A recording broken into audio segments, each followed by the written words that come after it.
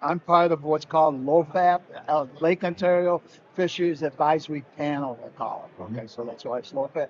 The lake's divided into 4 sections: west, west central, east central, and east.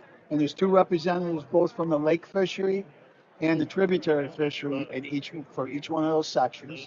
And then there's a couple at-large guys that represent a large organization, like there's an at-large member from Lots and an at-large member from ELOTS, right? Over Lake Ontario trout, salmon, and Eastern Ontario trout. So what happens is we meet with the DEC, real Reader's Digest, of what usually once a quarter.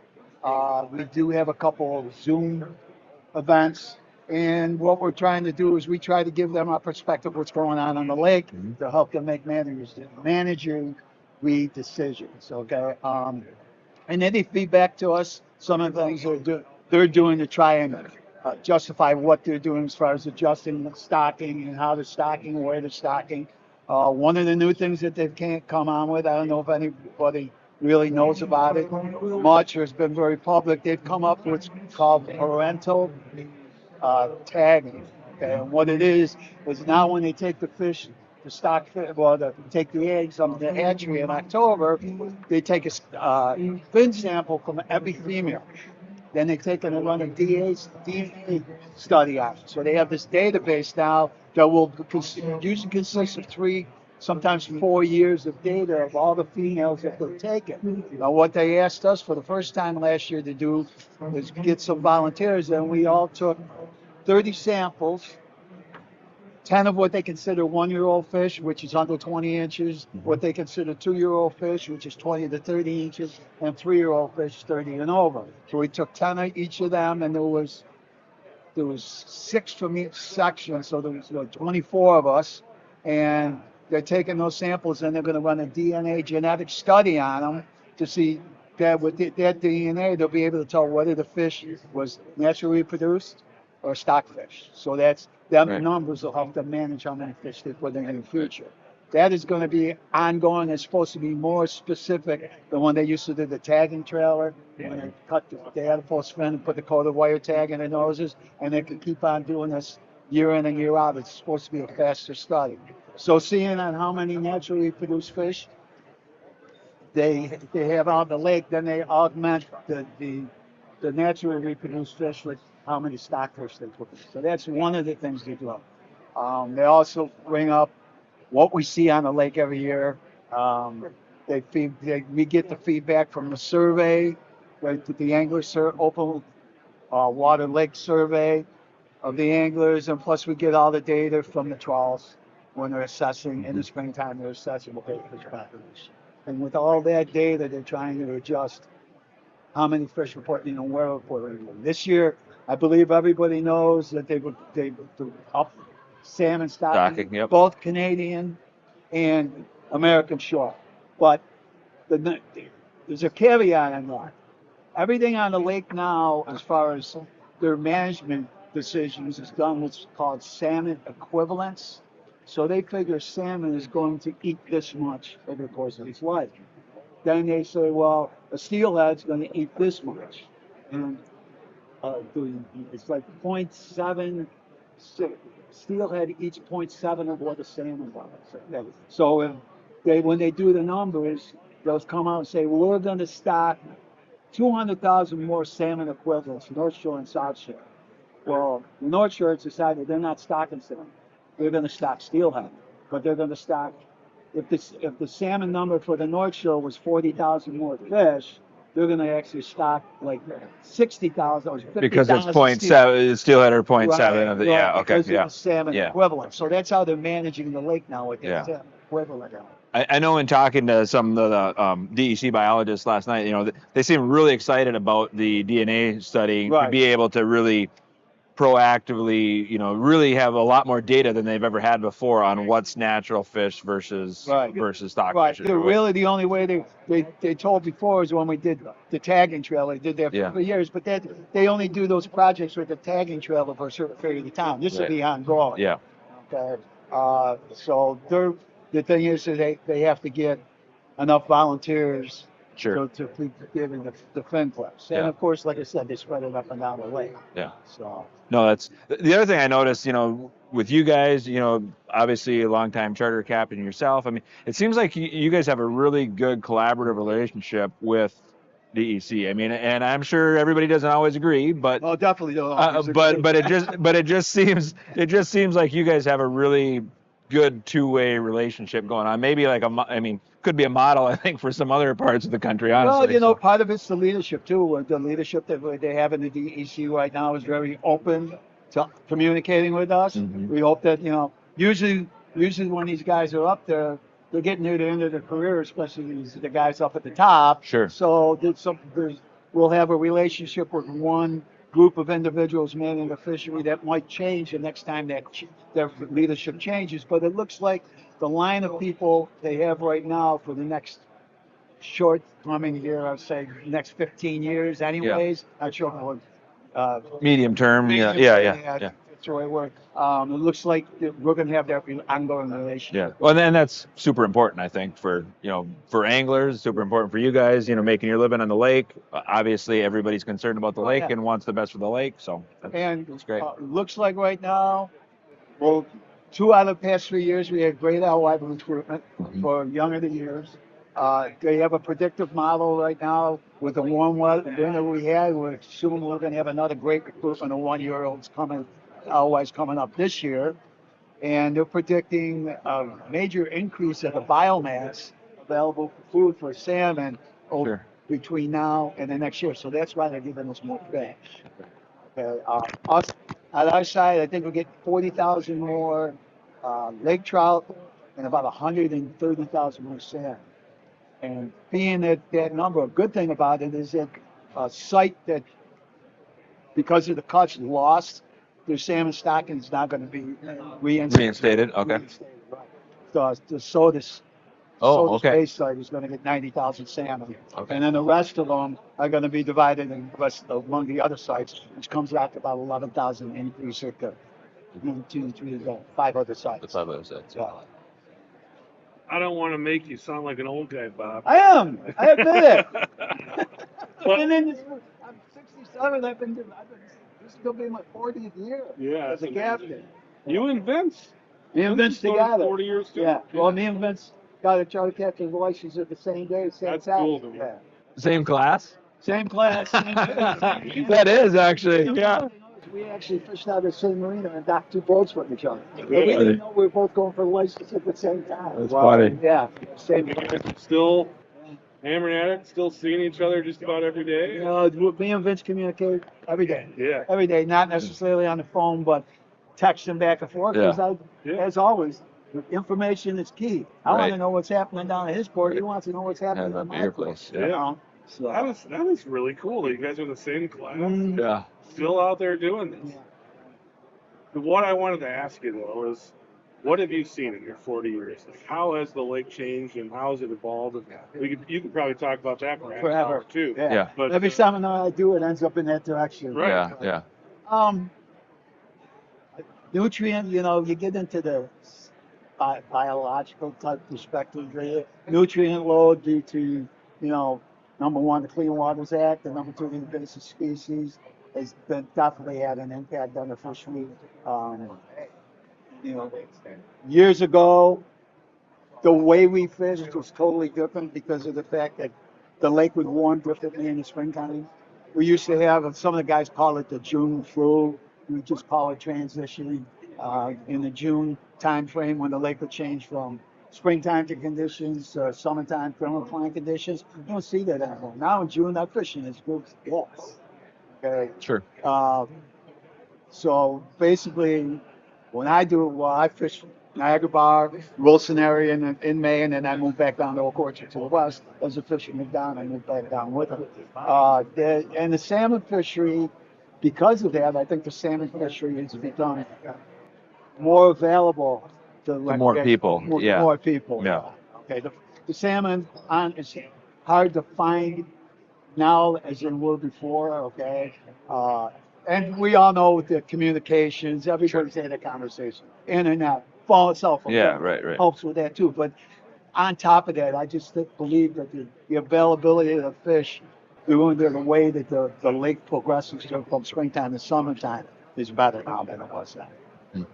Which, of course, allows us to harvest more, and I believe has, in the changing of what happened years ago, people didn't really know how to catch kings. Kings weren't as readily available. So what would happen by the end of the year, there was kings everywhere.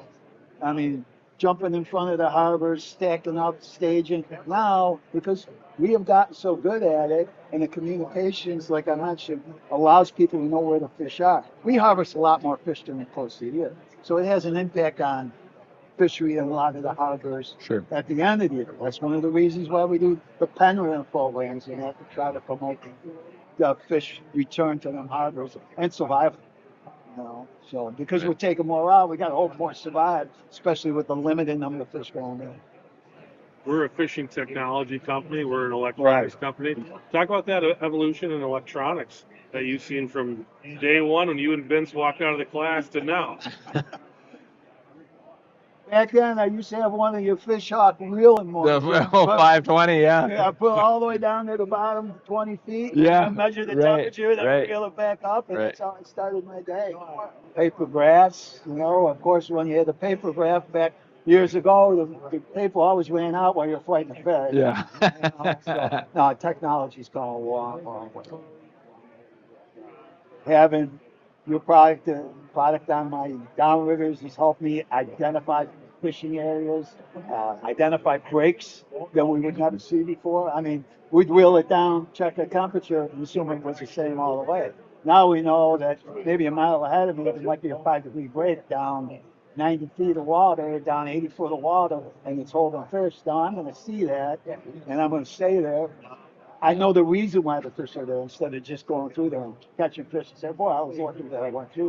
That's kind of data. That's kind of the cool thing I think about the Fish Hawk story, and this is long before we had the company. You know, that the company kind of grew with the fishery. You know, I mean, when the fish came into the lakes, you know, when they first started putting salmon in the lakes, nobody knew about them. They didn't know that those fish were relating to temperature. They didn't know there was crazy current down there. They didn't know all these things. Where it's kind of like they kind of grew together, you know. So, I mean, it really, the brand really owes its heritage to the fishery. I mean, honestly. So yeah, it helped us. Like I said, it identified a lot more opportunities and gave us an understanding of what was going on. Before we just, the only thing we knew about salmon before is what we read in the books. Sure. Okay. Salmon, it was a new gig. Yeah, salmon. So when did you get interested in it? I mean, like when before you were doing this, what were you doing? Well, I grew up in Buffalo. Okay. Okay, Lake Erie when I grew up was not what it is today. It was on fire when you grew up. Yeah. Right. Yeah. Literally, yeah. Fire. And it was orange instead of green. Yeah. I used to fish on a small boat harbor in Buffalo here, where my dad used to take us out on the breakwater. We used to fish for little panfish. And as I got older, I moved to Rochester. And I got into bass fishing in Rochester. It was great. Early 70s, that was the big thing.